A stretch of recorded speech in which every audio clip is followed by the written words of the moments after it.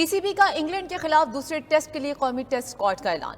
साबिक कप्तान बाबर आजम को टेस्ट स्क्वाड से ड्रॉप कर दिया गया है। शाहीन आफरीदी, नसीम शाह और सरफराज अहमद भी स्क्वाड से बाहर।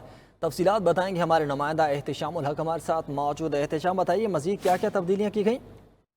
जी हाँ, बिल्कुल। दूसरे टेस्ट मैच के लिए बिल आखिर स्क्वाड का ऐलान कर दिया गया है, जिसमें हसीबुल्ला, कामरान गुलाम, मेहरान मुमताज, मीर हमजा और मोहम्मद अली जो है वो फास्ट बॉलर, उनको स्क्वाड में रखा गया है। जबकि नसीम शाह और शाह अफरीदी को फास्ट बॉलर जो है उनको फारिग कर दिया गया। जबकि बाबर आजम जो काफी देर से जिनके बारे में चल रही थी कि उनको निकाला जाएगा या रखा जाएगा, उनको बिलाखिर उनको भी ड्रॉप कर दिया गया। और सरफराज अहमद जो टीम के साथ स्क्वाड में शामिल थे, अगर जो 11 में शामिल थे, उनको भी अब स्क्वाड से फारिग कर देगा। तो इस तरह बाकी स्क्वाड के जो पहले टेस्ट मैच खेले था वही रहेगा, लेकिन ये 5 खिलाड़ियों को भी स्क्वाड में शामिल किया गया है।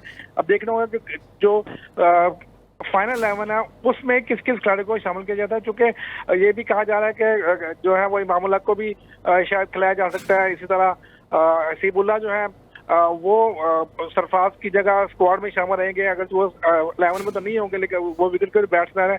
कामरान गुलाम के बारे में कहा जा रहा है कि उनको बाबर आजम की जगह शामिल किया जाएगा। इसलिए मेहरान मुमताज जो है वो लेग स्पिनर है, उनको शामिल किया जाएगा इबार अहमद की जगह। और मीर हमजा और मोहम्मद अली को नसीम शाह और शाह अफरीदी की जगह शामिल किया जाए। तो इस तरह ये स्क्वाड जो है वो उसका ऐलान किया गया है, लेकिन इंतजार रहेगा कि अब टीम 11 में कौन से खिलाड़ी शामिल होते हैं।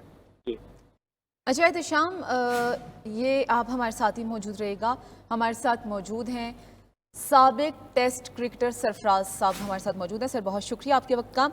बताइएगा कि जो नई कौमी टीम का ऐलान किया गया है उससे क्या तवक्कुआत अब रखी जाएं? देखें, ये तो एक यंग टीम बन गई है और इसकी जरूरत भी थी, क्योंकि काफी देर से बाबर आजम भी स्कोर नहीं कर रहा था। उसके बाद फिर शाहीन अफरीदी है, उसकी भी बॉलिंग में वो नहीं देखा हमने, इन स्विंगिंग जॉकर और ये वो, और उसकी स्पीड भी कम थी, कंसंट्रेशन भी कम थी और सियासत में ज्यादा घुसे हुए थे। तो मेरा ख्याल है कि चेयरमैन साहब ने तो ये बड़ा डेयरिंग फैसला किया है कि ये जो इनको रिलीज कर दिया है ताकि ये इंसान बने और मेहनत करें। और आप देखें, पिछले मैच में तेज बॉलरों ने कोई बॉलिंग ही अच्छी नहीं की। लाइन और लेंथ तो रख सकते हैं ना, हर ओवर में स्कोर ज्यादा देना। और इंग्लैंड के बॉलर देख लें, उनके लिए कंडीशन भी पाकिस्तान की मुख्तलिफ थी और उन्होंने बॉलिंग भी अच्छी की है। तो मैं ये कहूँगा कि चेयरमैन साहब ने ये बड़ा डेयरिंग फैसला किया है। बेशक टीम हारे, इसका कोई फिक्र नहीं है, लेकिन मैं कहता हूँ कि जो खिलाड़ियों में तो ये चीजें चल रही थी कि उसको खिलाओ, उसको बाहर निकालो, और उसके इस तरह की जो चीजें थी उनको फारिग किया है। सरफराज अहमद को भी फारिग कर दिया, क्योंकि वो भी क्रिटिसाइज कर रहा था कि अपना फिटनेस के ऊपर। तो ये सारी चीजें देखते हुए मेरा ख्याल है कि अब ये जबरदस्त मामला होगा और लोग यंग प्लेयर्स जोर लगाएंगे। जी सर साहब, ये फरमाइएगा कि बाबर आजम जो कि मेन प्लेयर हैं यार, अगर उनकी परफॉर्मेंस की बात की जाए तो पिछली 18 इनिंग्स में उनकी एक भी 50 नहीं है। तो उनकी मुसलसल आउट ऑफ फॉर्म में रहना पाकिस्तान टीम के लिए कितना ये मुश्किलात पैदा कर सकता है आने वाले दिनों में? देखें, एक बात तो ये है कि क्रिकेट बोर्ड के जो ऑफिशियल्स हैं उनमें इस तरह की चीजें हैं नहीं कि उनको विजन हो। अब आप देखें कि 5 टीमें बना के ओडीआई इन्होंने मैच कराए हैं, जबकि इनके सामने मौजूद है कि टेस्ट मैचेस होने हैं 5 रोजा, और कायदे आजम ट्रॉफी ये इस माह शुरू कर रहे हैं।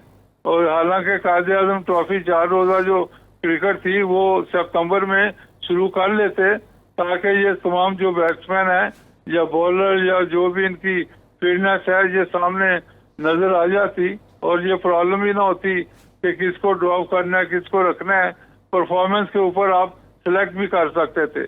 लेकिन ये जो क्रिकेट बोर्ड में ऑफिशियल बैठे हैं, इनको भी फुर्सत करनी चाहिए। चेयरमैन को चाहिए कि जो अपना सीईओ है उनको फारिग करें, उनकी जगह कोई टेक्निकल आदमी लेके आए ताकि उनको कोई विजन बता सकें। ये तो मेरा ख्याल है इन्होंने पिछली जो चीजें होती रही हैं चेयरमैन के नोटिस में नहीं लाए। तो इस तरह मैं ये कहूँगा कि चेंजेस आनी बड़ी जरूरी है। जैसे प्लेयरों में चेंजेस किए हैं, इस तरह बोर्ड के अंदर भी चेंजेस बहुत जरूरी हैं। जी अच्छा सर, ऐसे कौन से लूप होल थे जो हमारी पिछली टीम में रह गए थे और अब जो नई टीम सिलेक्ट की गई है उन्हें जरूरत है उस पर काम करने की? देखें, ये नई टीम जो सिलेक्ट हुई है, ये भी इनकी जो परफॉर्मेंस हुई है पिछले 4 रोजा मैचेस के अंदर, उसको देखते हुए उन्होंने सिलेक्ट किए हैं। ये पहले भी सिलेक्ट हुए हैं, कोई फेल हुए थे, अब उनको दोबारा बुला लिया है। तो मैं ये कहूँगा कि इनको ये दो टेस्ट मैच जो रहते हैं, दोनों इनको खिलाएं और फिर उसके बाद ये फ्यूचर के लिए टीम का देखेंगे क्या करना है, इनकी परफॉर्मेंस आती है कि नहीं। एक मैच में तो कोई आदमी विजन नहीं क्रिएट कर सकता कि ये अच्छा प्लेयर है या क्या है। तो एक बॉल होता है, किसी वक्त भी कोई आउट हो सकता है। तो लेकिन 4 इनिंगें होंगी 2 मैचों में, तो फिर आदमी का पता चलेगा कि ये नए प्लेयर किस तरफ जाएंगे। जी तो साहब ये फरमाइएगा, जो मुसलसल शिकस्त हो रही है, पहले बांग्लादेश से हारे, अब इंग्लैंड से, खबरें ये भी आती हैं कि लॉबीज हैं, या फिर आप समझते हैं कि फिटनेस लेवल वो हमारा नहीं है जो बार बार शिकस्त का सामना करना पड़ रहा है? देखें, यही तो मैं कह रहा हूँ कि ये 4 रोजा मैचेस जो सितंबर में होने चाहिए थे, उस वक्त आपका जो 5-6 मैचेस हो जाते। अब टीम के आने से पहले 4 रोजा, तो फिटनेस लेवल आपको पता चल जाता।